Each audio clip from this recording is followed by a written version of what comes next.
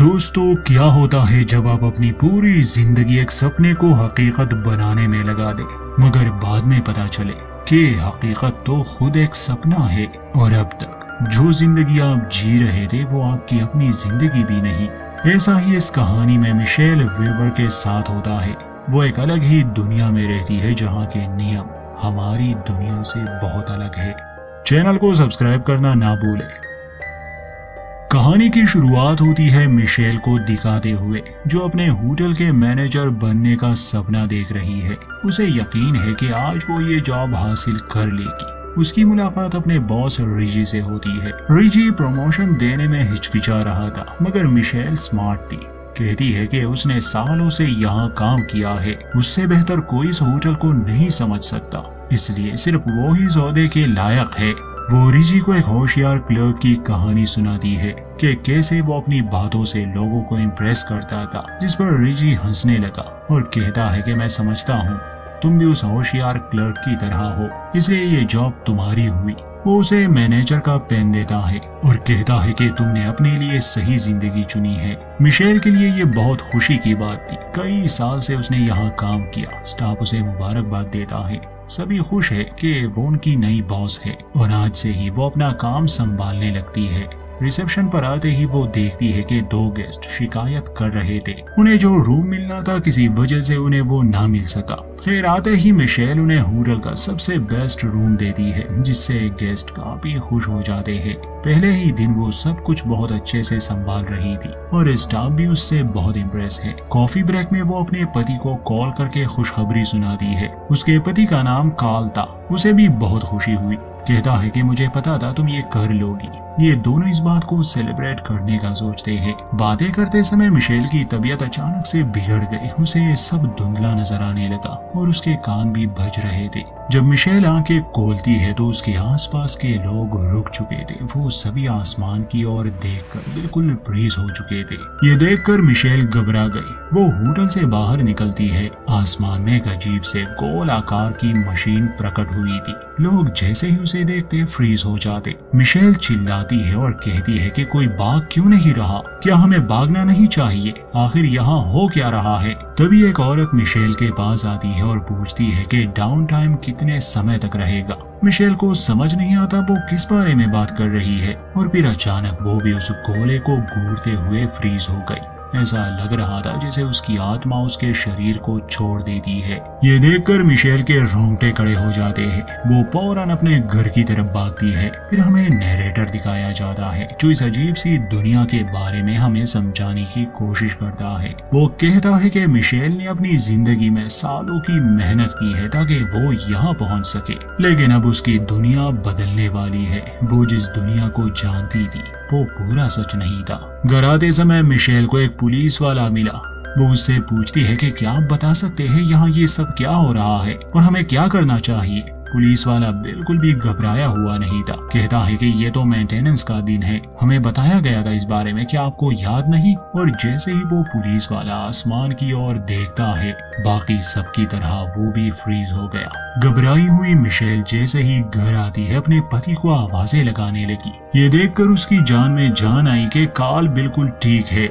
Michel डरी हुई थी। कार्ल से कहती है कि बाहर कुछ भयानक हो रहा है। लोग आसमान की तरफ देखते ही रुक जाते हैं। एक अजीब सा गोला है वहाँ। शुरू में कार्ल ठीक से बात करता है, मगर फिर अचानक से वो आयरिश एक्सेंट में बात करने लगा। कहता है कि अरे हाँ, मैं तो भूल गया था, ये आज का दिन है, उन्होंने इस बारे में बताया था। मिशेल को हैरानी होती है कि कार्ल अचानक से कैसे बदल गया और पूछती है कि आज के दिन क्या होने वाला था, कोई मुझे बताएगा? कार्ल उसे कहता है कि जागने का वक्त आ चुका है, ये एक सिग्नल है। कार्ल कहता है कि अब वो ये नाटक बंद कर सकती है, जाने का समय आ गया। मिशेल पूछती है कि मुझे कुछ समझ नहीं आ रहा, तुम क्या कह रहे हो? हमें कहाँ जाना है? कार्ल खुद को डैनी बताता है तो मिशेल कहती है कि तुम मेरे पति हो कार्ल। डैनी कहता है कि तुम मजाक कर रही हो ना, तुम तो खुद लोवेल हो, चलो जाने का समय आ चुका है। मिशेल उसके पीछे भागती है। वो बहुत ज्यादा डरी हुई थी। डैनी देखता है कि मिशेल को सच में कुछ याद नहीं, इसलिए वो कहता है कि तुम फिक्र मत करो, वो तुम्हारी मदद के लिए किसी न किसी को भेज देंगे। फिर जैसे ही वो गोले को देखता है वो भी स्टैच्यू बन जाता है बाकी सब की तरह, मानो जैसे वो अंदर से खोखला हो गया हो। मिशेल को समझ नहीं आती वो किसको मदद के लिए भेजने वाले हैं। वो अपने घर में अकेली रह जाती है, हैरान और परेशान थी कि यहाँ के लोगों के साथ ये क्या हो रहा है। उसने दरवाजा बंद किया हुआ था मगर तभी दो लड़के उसके घर में दाखिल होते हैं। मिशेल ने हाथ में नाइफ पकड़ा था क्योंकि उसे डर लग रहा था। ये दो लड़के उसे कहते हैं कि डरने की कोई बात नहीं, हम तुम्हें नुकसान नहीं पहुंचाने आए। वो उसे अपनी बात समझाने की कोशिश करते हैं और मिशेल के हाथ से वो नाइफ भी गायब हो जाता है। जब वो उसे शांत करते हैं तो टीवी पर दोनों एक फुटेज चलाते हैं जिसमें हम और मिशेल जान पाते हैं कि अभी ये लोग जहाँ हैं ये असली दुनिया नहीं बल्कि एक बनावटी दुनिया है, एक कंप्यूटर सिमुलेशन।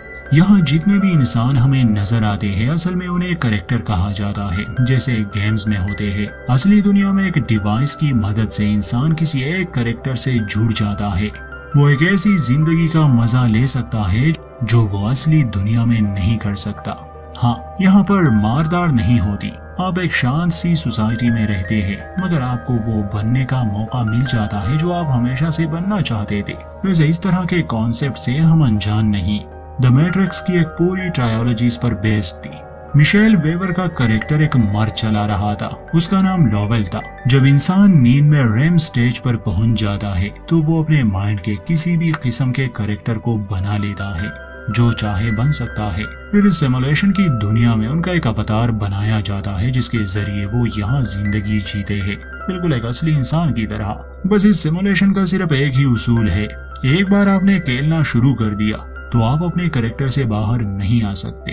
दिन खत्म होते ही आपने एक अलग जिंदगी जी ली होती है और फिर आप अपनी असली दुनिया में लौट सकते हैं। ये जानकर तो मिशेल की दुनिया ही उलट गई। गुस्से में पूछती है कि तुम लोग कहना चाहते हो कि ये सब सच नहीं, मेरी पूरी जिंदगी बस एक मजाक था, मैं बस एक कैरेक्टर हूँ। वो दोनों कहते हैं कि हाँ, तुम लॉवेल के कैरेक्टर हो जो कि एक मर्द है। मिशेल पूछती है कि अगर ऐसा है तो मुझे कुछ याद क्यों नहीं आ रहा। वो उसे बताते हैं कि कल रात जब लॉवेल सिमुलेशन में था तो अचानक से उसे हार्ट अटैक आया और अब वो कोमा में है। आमतौर पर तो तुम्हें याद होता है कि तुम कौन हो और ये भी याद रहता है कि ये दुनिया असली नहीं, मगर अब क्योंकि लॉवेल कोमा में है तुम सब कुछ भूल चुकी हो।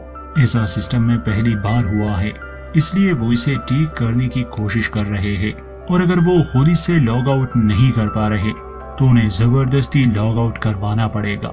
ये सुनकर मिशेल रोने लगती है। वो कहती है कि मैं कोई लॉवेल नहीं हूँ, मैं मिशेल वेवर हूँ जिसने अपनी पूरी जिंदगी लगा दी अपना सपना पूरा करने में, और अब तुम मुझे बता रहे हो कि ये सब सच नहीं। जाहिर है मिशेल किसी भी बात को सच मानने के लिए तैयार नहीं थी। कल्पना करे कोई आपके पास आता है और कहता है कि ये दुनिया सच नहीं है, आपने अभी तक जो जिंदगी जी वो बस एक सिमुलेशन था, तो क्या आप यकीन करेंगे? बेशक नहीं। इसलिए वो लॉवेल के एक खास इंसान को उससे बात करने के लिए भेजती है। अगर कोई इमरजेंसी आती है तो प्लेयर किसी एक इंसान से बात कर सकता है। यहाँ लॉवेल की पत्नी एलन को बुलाया जाता है। उनकी शादी को 15 साल हो चुके हैं और उनके 2 बच्चे भी हैं। एलन कहती है कि वो मिशेल से अकेले में बात करना चाहती है, जहाँ वो उसे लॉवेल के बारे में याद दिलाने की कोशिश कर रही थी मगर मिशेल को कुछ भी याद नहीं था। एलन बताती है कि अगर लॉवेल डाउन टाइम से पहले नहीं जागा तो वो उसे हमेशा के लिए खो देंगे। एलन कहती है कि मैं लॉवेल को तुम्हारे अंदर महसूस कर सकती हूँ, इसलिए मेरे साथ चलो। घर पर बच्चे तुम्हारा इंतजार कर रहे हैं, उनके पास कम से कम 20 मिनट का समय है। मिशेल मान जाती है। वो दोनों उस गोले को घूरने लगते हैं मगर मिशेल आखिरी समय पर अपना इरादा बदल देती है। एलन पहले ही लॉग आउट कर चुकी थी, इसलिए मिशेल वहां से भाग जाती है। वो चुपने लगी, डाउन टाइम के खत्म होने का इंतजार कर रही थी। उसे उम्मीद थी कि ये उसका एक बुरा सपना हो सकता है और डाउन टाइम खत्म होते ही सब कुछ वापस से ठीक हो जाएगा। वो अपने होटल की तरफ भागती है और एक कमरे में छुप जाती है। दूसरी तरफ कस्टमर सर्विस के लोग उसे ढूंढ रहे थे ताकि उसे जबरदस्ती लॉक आउट किया जाए। मिशेल कमरे में ही थी कि तभी खिड़की पर एक कबूतर आके बैठ जाता है। मिशेल उसे गौर से देखने लगी। वो कबूतर अजीब से तेज आवाजें निकालने लगा जिससे उन लोगों को मिशेल की लोकेशन मिल गई। मिशेल होटल के छत पर भाग जाती है।